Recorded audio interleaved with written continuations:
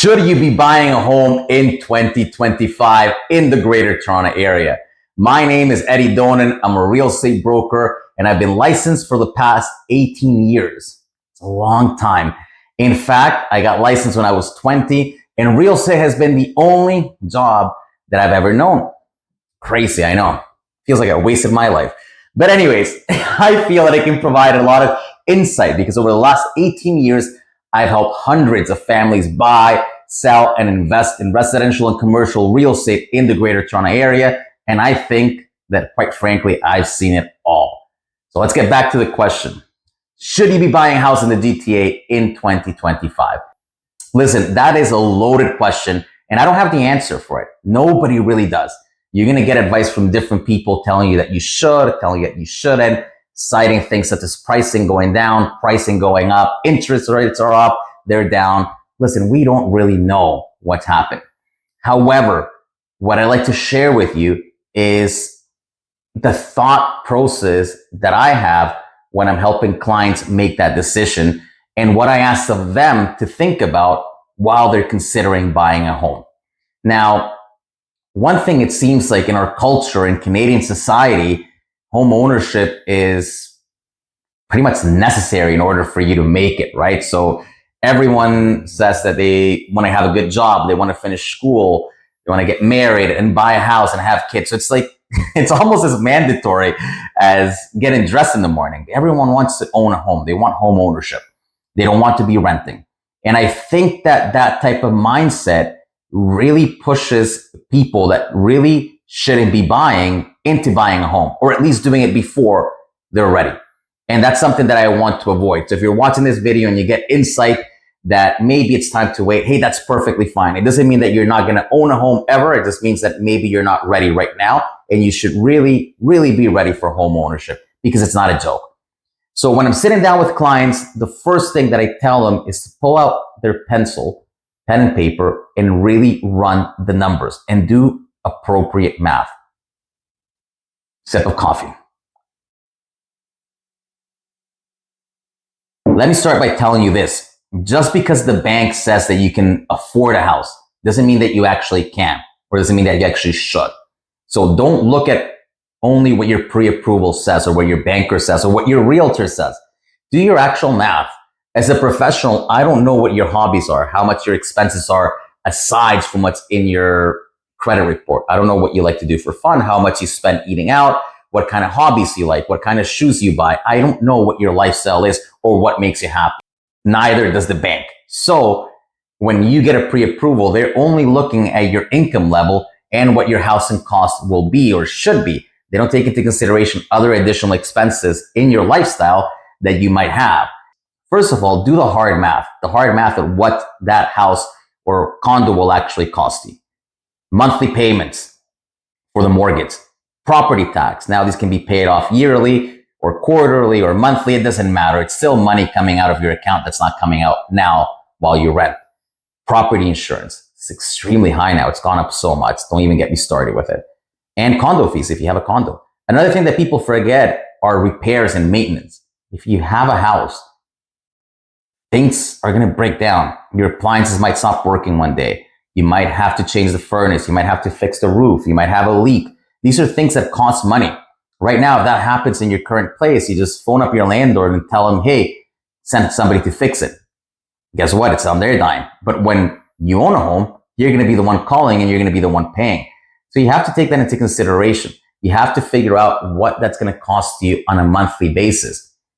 Once you have that figure, and don't lie to yourself. Don't downplay the things. Like, actually do the research and find out what home insurance will cost.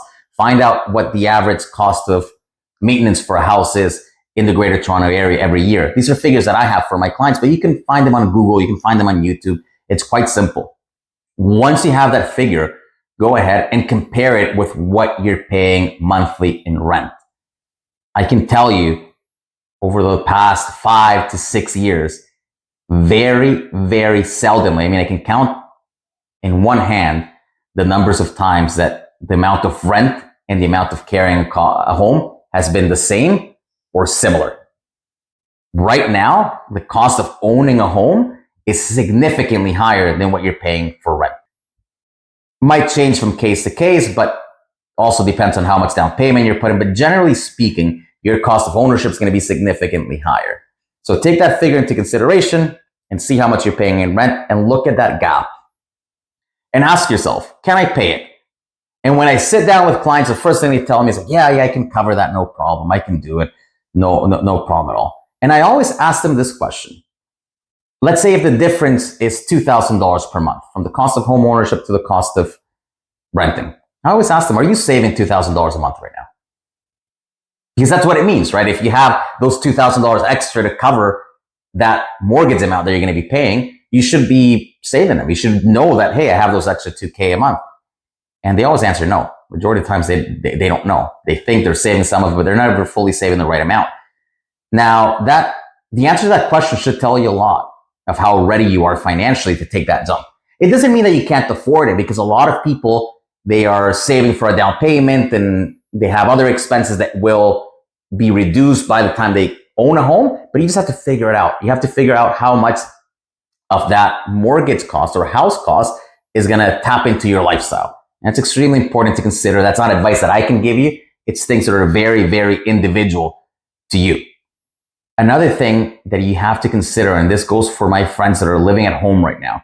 I have a lot of clients that come to me. They've been living with mom and dad the whole time, and now they're going to buy a house and they're only thinking about mortgage. Well, mortgage, property taxes, insurance, condo fees, food, utilities. It's very difficult from going to $0 a month of rent and food that's allowed you to save $100,000 or more for a down payment to now having to have a $5,000 cost of living with a mortgage and food and other expenses. So you really, really want to take that into consideration before you make that jump. To synthesize this, I know I've talked a lot about this. It's important to know the numbers, but not just the numbers that I can give you, the numbers that the bank will give you. Do the numbers of what it will actually cost for you to live in your new home. And then be honest with yourself if you can afford it. Another thing that I ask my clients to consider all the time is that real estate should be a long-term move. And let me explain to you what I mean by this. Over the last decade, the market has been so good. Over the last 15 years, everything has been going up significantly, year over year, month over month in some cases, with exceptions in 2009, 2017, and now 2022. So from 2022, as you've probably heard, number of sales are down, pricing has done this. So we're just seeing a drop in price.